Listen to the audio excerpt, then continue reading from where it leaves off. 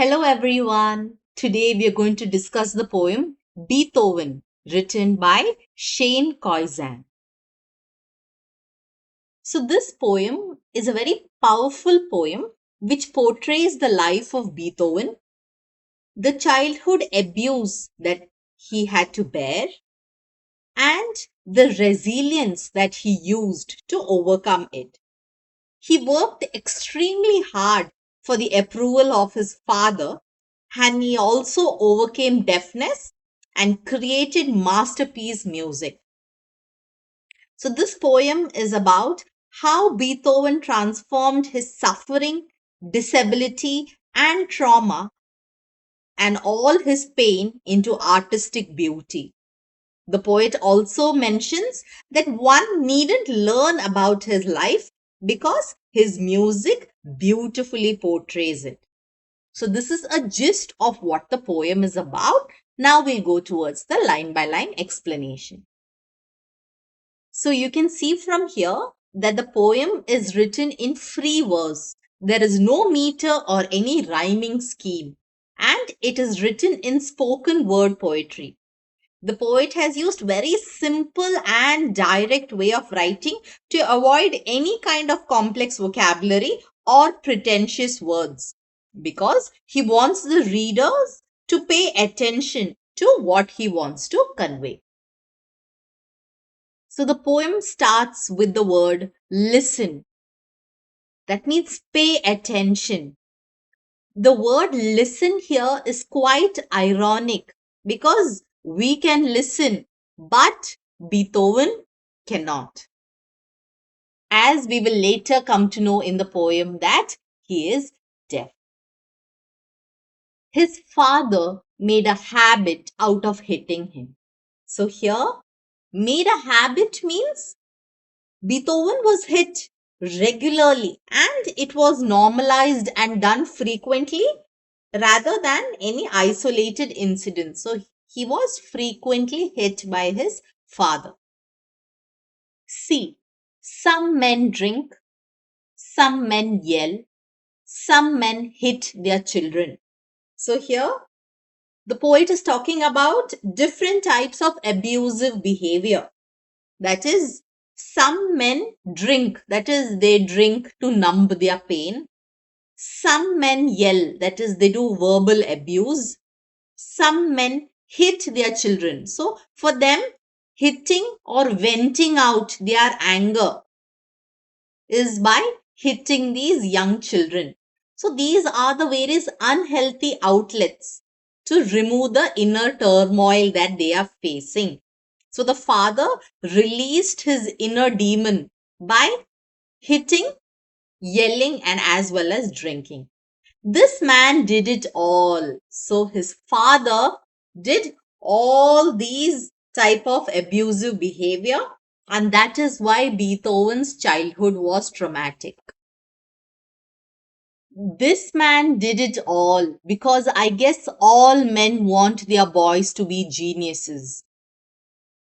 So he's saying that his father harbored intense ambitions to see his son become a legendary musician. And because he wanted his son to be a genius, he abused him. So here it is written, I guess all men want their boys to be geniuses. So it could mean that the father was influenced by other child prodigies' success and wanted his son to succeed too. So because the father desired his son to be a genius, that could be the psychological explanation for the father's behavior. So Beethoven had a childhood where there was an atmosphere of terror, unpredictability, and pain. So here, the father had unrealistic expectations from his son, and that is why the little boy felt burdened with it. The next line Beethoven. Little boy living in a house where a name meant nothing. So here, by writing little boy, it shows that this was Beethoven when He was vulnerable and in his youth.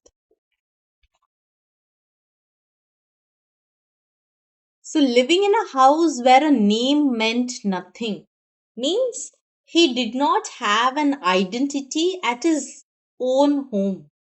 So, despite having the potential, he had no self worth and he was completely disregarded by his father as an individual because his self worth was completely ignored in the pursuit of musical perfection.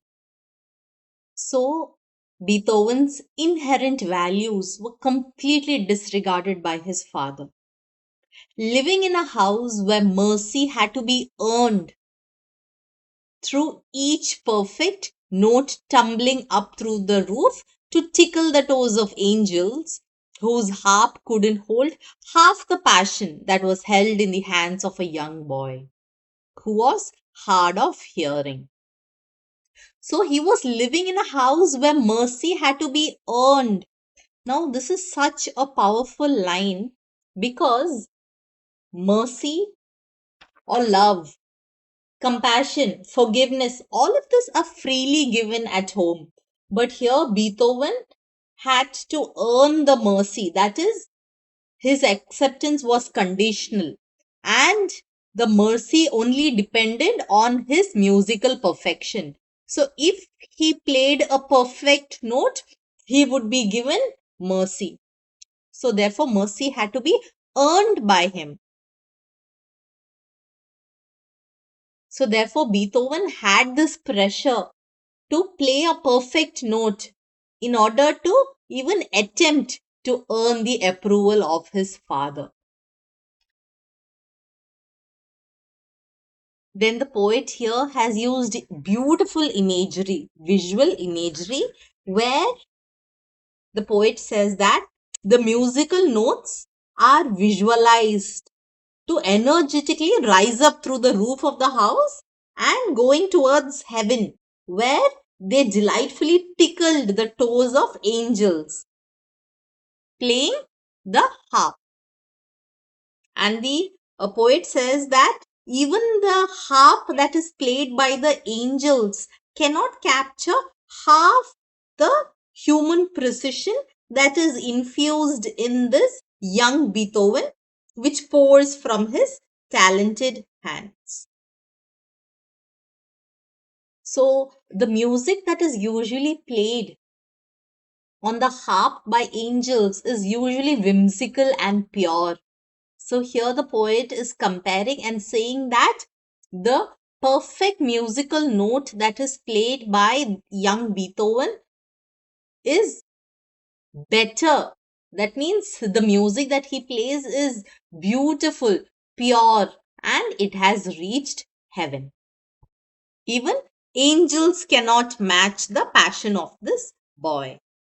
And they also mention that the young boy was hard of hearing. That means he had deafness problem.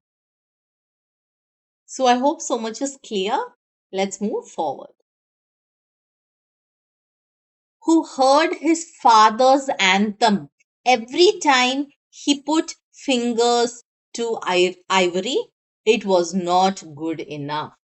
So usually anthem is a song that is usually praising someone or which is uplifting. But here, his father's constant criticism and extreme high standards made it difficult for him to live up to. So Beethoven had a stern father who rebuked him and constantly criticized him, telling that his efforts were inadequate. So Beethoven had to face impossible standards of perfection. So because no matter what he did, his father said it was not good enough, he played slowly, still not good enough. So he played softly, not good enough. So he played strongly, not good enough. And when he could play no more and his fingers cramped up like the gnarled roots of tree trunks, it was not good enough. So here anaphoric repetition is used, and no matter how he modified the style and the technique of playing, his father still criticized him. So he desperately tried different approaches to seek validation, but unfortunately, it was met with a crushing dismissal. So here, the repetition mirrors the trauma that was played in his mind endlessly, and it has created a wound that never healed. So, because of this abused and enforced perfection, there was a long term psychological wound that was ingrained in Beethoven. And here, if you see, his fingers cramped up like the gnarled roots. So, here, visual imagery is used. He is going through agonizing pain and cramps. He is utterly exhausted. But still, it was not good enough. So his fingers cramped up, it was painful, and his fingers twisted and hardened because of years of brutal practice. That means here, gnarled means they had become old, weathered, damaged. So it shows the struggle that he had to go through for long period of time. But still, it was not good enough. So no matter what he did, it was still not enough. Beethoven, a musician without his most precious tool, his eardrums. So, as a musician, he was deprived of the most indispensable asset to a musician, which is the sense of hearing. So, a musician without his most precious tool, his eardrums, could no longer pound out rhythms for the symphonies playing in his mind. He couldn't hear the audiences clapping, couldn't hear the people loving him, couldn't hear the women in the front row whispering Beethoven. So Beethoven had lost the sense of hearing, and it was incomprehensible for a musician to lose the sense of hearing, because it is a quite a pivotal part for a musician, which is the sense of hearing. And here it shows that he could no longer hear the symphonies that were playing in his mind. So this shows that true music originates from the spirit and the mind. So it is very unfortunate that during his childhood he could only hear the criticism of his father. But when it was time for him to listen to the praises by the people, he could not hear them. So he could not hear the admiration, the applause, the love that people had to give him. He could not hear the whispered affection that the women who sat in the front row said. So he lost that kind of human connection, and it is quite tragic that he created music that deeply affected people but could not enjoy the response or the connection that an artist and the audience feels. They let the music invade their nervous system like an armada marching through firing cannonballs, detonating every molecule in their body into explosions of heavenly sensation. So here his music is compared to the armada, that is the military fleet. So here his beautiful art is compared to violent warfare, because he's saying that great music is not gentle but active, transformative, and forceful. So the music that was played by Beethoven had high intensity, and it was affecting them in a molecular level. So the music was powerful and transformational. And his music had the quality to pierce the nerves of the audience like a fleet of warship marching through the incessant firing of cannon shells exploding violently. So that was the power of his music, and that is how it affected the audiences. Each note leaving track marks over every inch of that body, making them ache for one more hit. He was an addiction.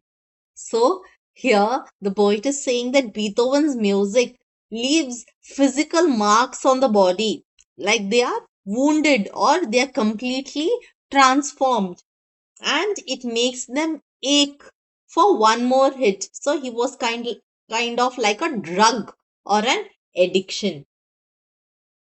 So the music, it was not passive and just entertaining, but very active and intense, that reaches the deepest part of human existence. So the poet here has used imagery as well as extended metaphor. So the music would enter the body of the people like the military fleet with immense power and bombarding feeling into them in every part of their body, and they would crave for more music. So the listeners could not resist or live without his music, which was very powerful, and it was like an addictive drug to their senses.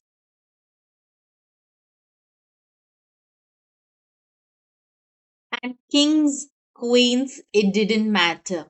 The man got down on his knees for no one, but amputated the legs of his piano so he could feel the vibrations through the floor. The man got down on his knees for music. So here it shows that Beethoven refused to bow or to submit to anyone, not even the kings and the queens. But he prostrated, that is, he got down on his knees only for music. So it shows that he respected music immensely. So he did not bow down to any king or queen. He maintained his dignity and pride. But just because he could feel the vibrations of the music through the floor, he amputated the legs of the piano, because the piano was usually played on a stand. He could not feel the vibrations of the music, and because he could not hear, he cut down the legs of the piano so that he could feel the vibrations through the floor, and the man got down on his knees for music. That is, it shows that he had true devotion to music and he experienced music through his senses. So he refused to be defeated by disability. He did not give up. So, because of his resilience and never give up attitude, he played music by feeling the vibrations of the music and experiencing it through the other senses.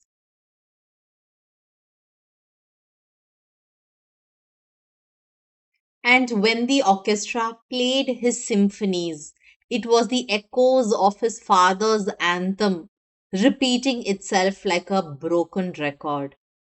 A broken record that it was not good enough. So even when the orchestra played the symphonies and they played it perfectly or flawlessly, he was haunted by the father's anthem, that he was not good enough. So, just like how a broken record player plays the same tunes over and over again, his father's demeaning and criticizing words haunted him. So, the obsessive compulsive thoughts were stuck in his mind and he could not escape it. So they played slowly, not good enough. So they played softly, not good enough. So they played strongly, not good enough. So his father's criticism he had internalized, and even during times of triumph, he could not enjoy his success. So, what do we get to learn from this? That childhood trauma leaves lasting marks and it keeps tormenting the person throughout his or her life. Even if he was praised, recognized, and he was talented, he could not silence his father's words. So it shows that external success could not heal the deep internal wounds that were ingrained in him from a young age. So they try to mock the man, make fun of the madness by mimicking the movements. So the people in the orchestra, they were frustrated by the man because no matter what they did, he was never satisfied. So here what do we understand? That trauma deeply affected him, and he in turn imposed it on others, his trauma. So that is why this is a vicious circle, and usually trauma is generational because they accidentally try to inflict that on others as well. So the orchestra, they tried to mock him, make fun of him because of his madness, that is, because of his extreme perfection, by mimicking the movements, holding their bows a quarter of an inch above the strings, not making a sound. It was perfect.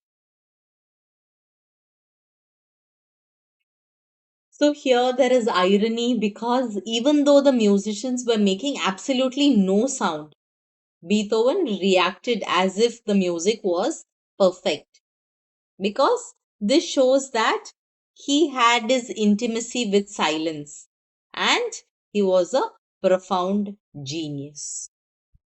So these lines want to show us that Beethoven's trauma and deafness made him seem crazy or mad to others, but his obsession with music resulted in him being a musical genius.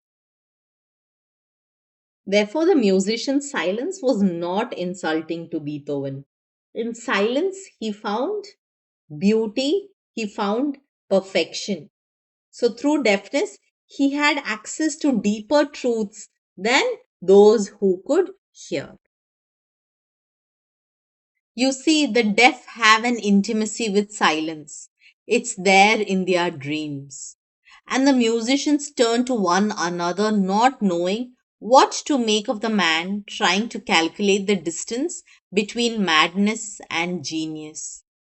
So, here they want to say that the people who are deaf, who cannot hear, have a rich experience with silence because it is there in their dreams. They are very familiar with silence. So the musicians here are confused over Beethoven's erratic behavior. So they don't know if he is moving towards genius or he is crazy because of his immense talent. But ultimately, they realize that his music transcends distance and has brings about a lot of emotional depth. So they realized that Beethoven's musical measurements could take you the distance, reaching past the towers of Babylon, turning solar systems into symbols that crash together. Okay, so here the Tower of Babylon is used. So here this is a human achievement. So here he is saying that his music can take you to distances reaching past the Tower of Babylon. So his music transcends human limitation and barrier. So it moves beyond human limitations and barrier, and that is why they have added the Tower of Babylon here. And here the poet has also used cosmic imagery where we can see the solar system becomes musical instrument. So here symbol is a musical instrument. So the solar system becomes a musical instrument and the comets collide. That is, they are moved by the musical force. So this shows his power of music, where not only is it powerful in the human realm, but it is also very powerful in the cosmic realm. His music causing comets to collide, creating crescendos that was so loud they shook the constellations until the stars began to fall from the sky, and it looked like the entire universe had begun to cry. So here, through his cosmic imagery, the poet wants to show the achievements of Beethoven, that they are truly beyond human measurement. So the music is so powerful that it not only affects humans, but it affects the entire universe, that even the stars fall from the sky. And it also brings about emotional response even from the celestial bodies. So here the poet says that distance must be an illusion and the man must be a genius, because his music can transcend distance, that is terrestrial distance, and it can even reach outer space. So that is why he's saying distance is only an illusion, and it shows the transcendental power of great art. So finally, they have come to a conclusion that he is a genius, because despite suffering in his childhood, he had disability, he has achieved extraordinary feat. So finally, his image. So finally, his image is not of a damaged child, not of a person with disability, but he is known as a genius. So he is widely recognized finally as a genius. His thoughts moving at the speed of sound, transforming emotions into music. So here they're saying that his mind is working at the velocity of sound and it is transforming rapidly into music. So he has transformed his pain, his suffering, his complex raw human emotions into beautiful music. And that is truly the sign of a genius.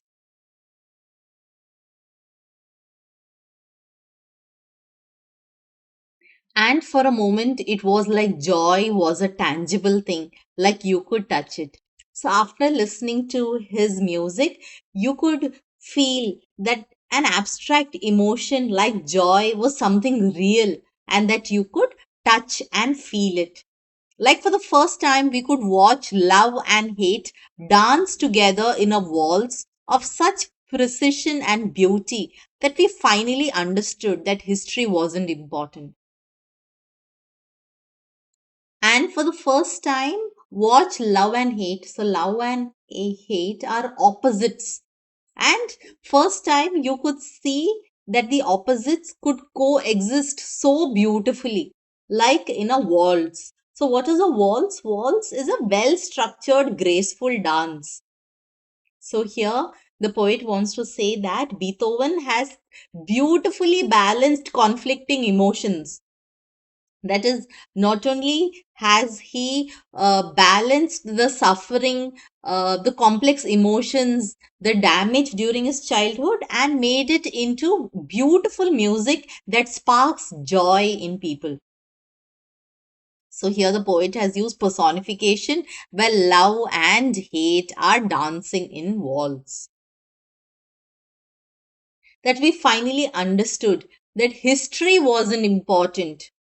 So finally, we understand that history and biography of a person isn't important. To know about what has happened in his life, to know the man, all we ever had to do was listen. So, to understand Beethoven, his childhood, his suffering, his abuse is not important. But listening to his music contains all the truth, and we get to know the man beautifully through his music, and that is why we have to listen to his music. So if you see here, the poem has come a full circle. It started with the word listen and it ends with the word listen. So the poet wants to communicate that great art or music is beyond words or life story, but it directly touches the human soul through truth and beauty. So finally, the poet concludes that to know, truly know, and comprehend the essence of Beethoven as a man, all that is needed is to deeply and carefully listen to his music. Such a beautiful poem, isn't it? Now let's go through the various themes in the poem. The first is the impact of childhood abuse. Beethoven had to endure a lot of emotional and physical abuse during his childhood, which left a lasting impact on his mind. He was subjected to extreme pressure and violence, which left him vulnerable, defenseless, and dependent. Thus, such trauma that happened in childhood played in his mind endlessly and created a wound that never healed, which shows that external success cannot heal deep internal wounds. That is the first theme. The second is resilience and determination. So, in spite of the difficult and painful childhood and losing his sense of hearing, which is actually pivotal to a musician, Beethoven overcame these obstacles in his life and transformed pain into artistic beauty. The poem elicits Beethoven's determination to succeed, and he refused to be defeated by situation and unreasonable pressure. He used music to channel his pain and relentlessly worked towards creating something beautiful from a painful past. The next is the power of art. The poem highlights that music has the power to transcend human limitations and barriers, and music communicates beyond words and biographies and directly to the human soul. His achievements and music show that music has the power to go beyond cultural and linguistic boundaries. And his music is so powerful that it not only affects humans but the entire universe. Thus, by defying physical limitations, he used his thoughts that moved at the speed of sound and transformed pain, suffering, and complex emotions into beautiful music. The next is the impact of unrealistic expectations by parents. Beethoven's father harbored intense ambitions to see his son become a legendary musician. Thus, his father normalized child abuse to turn his son into a genius. The boy's self worth and identity was completely crushed by the father, and even mercy had to be earned by musical perfection. Thus, Beethoven constantly strived to earn the approval or the validation of the father and was met with crushing dismissal. Thus, such unrealistic expectations created a void which could never be healed. That is why parents should not keep unrealistic expectations, because it creates a burden on the child. The next is the fine line between madness and genius. The poet shows that there exists a fine line between the two. The two means madness and genius. The musicians mocked Beethoven for his eccentricities and unusual ways, but they later realized that he was a true genius, and his rich experience with silence allowed him to compose music that was perfect. The next is the power of music. The poem highlights how music enables emotional expression because he could channelize his emotions into something constructive, and he communicates his life just through music. So, music is so powerful that a deaf person could experience music through senses and make people feel emotions such as joy into a tangible feeling. That means something that could be touched and felt. So, these are the various themes in this poem. I hope you enjoyed watching this video. Thank you for watching the video until the end, and make sure you share it among your friends. If you haven't subscribed, do that right now. Thank you and God bless.